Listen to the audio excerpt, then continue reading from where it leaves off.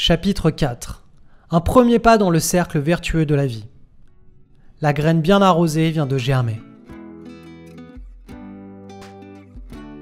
Lorsque j'étais en école de commerce, j'avais conscience que je ne pourrais jamais rivaliser face à un polytechnicien ou à un HEC lors d'un recrutement sur CV.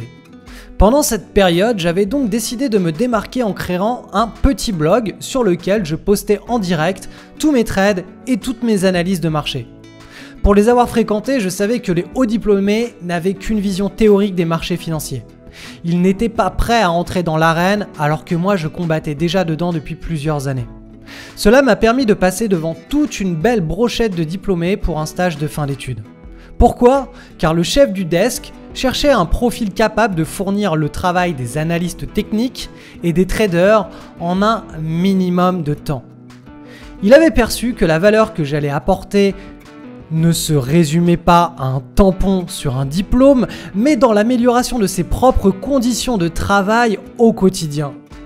Ce petit blog m'a aussi permis de me faire repérer par une maison d'édition spécialisée dans le trading. Elle m'a proposé d'écrire un livre sur ma façon de spéculer. À cette époque, les blogs étaient marginaux. Et mon but n'était pas du tout de me faire connaître sur Internet. Je voulais juste être recruté. J'ai donc décliné l'offre pour le livre. Mais quand, 2 années plus tard, je me suis retrouvé dans le sud-ouest, j'avais beaucoup de temps. J'ai donc décidé d'écrire ce livre. J'ai testé les meilleures stratégies pour gagner sur les actions. L'éditeur m'a proposé de rédiger sur son site mes analyses de marché et mes trades.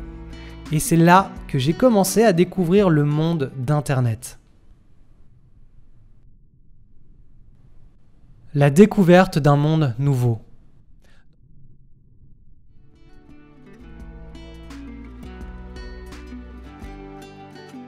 Dans le sud-ouest, j'occupais une grande partie de mes journées à lire et à me former. Tout le savoir du monde était à portée de main sur Internet. Quiconque souhaitait entrer dans une dynamique vertueuse de progression avait la possibilité, contre quelques centaines d'euros, d'accéder à un savoir qui lui ferait gagner des années d'expérience en un minimum de temps. Me former m'a permis de contracter le temps et d'avancer à une vitesse fulgurante dans tous les aspects de ma vie personnelle.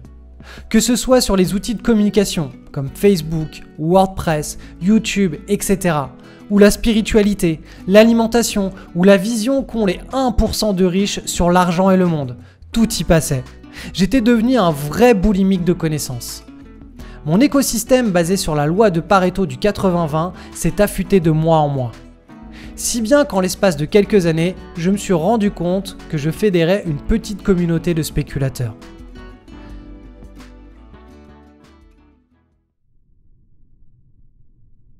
La plus grande des leçons de vie. J'ai compris une chose vitale avec cette première expérience de ma communauté de traders. La vie n'est que le miroir de ce que nous sommes à l'intérieur. Plus nous avons de colère en nous, plus le monde nous la renvoie en pleine face chaque jour.